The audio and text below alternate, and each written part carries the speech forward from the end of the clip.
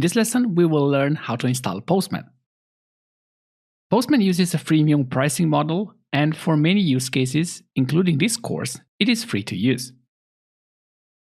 There are two ways of running Postman. In your browser, it's called Postman on the web, or if you download a standalone app that you install on your computer. There is also an old and deprecated Google Chrome extension. Don't use that one, as you will not be able to follow along with the course.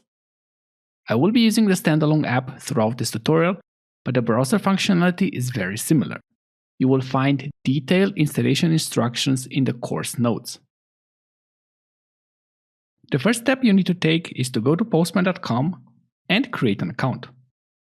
I highly recommend creating a Postman account, as this will make your life easier. The setup after this is relatively easy. There are just a couple of details you need to enter before you can use Postman, and at this stage I will not create a theme. To use Postman, simply go to Workspaces and select My Workspace. If you wish to use the browser, this is all you need.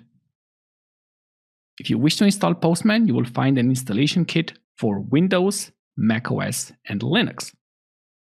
So if you wish to use the Postman app, the next step is simply downloading the app and installing it. When you open the app for the first time, it will look pretty similar to this one. And in order to connect the app with your account, you will have to click here on the Sign In button. Next step, we'll go to Workspaces and select My Workspace. This is essentially where we will organize the work. Postman is actively developed.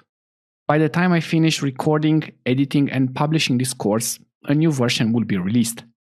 You may notice slight differences from what you see right now in this video. However, I can assure you that the principles stay the same.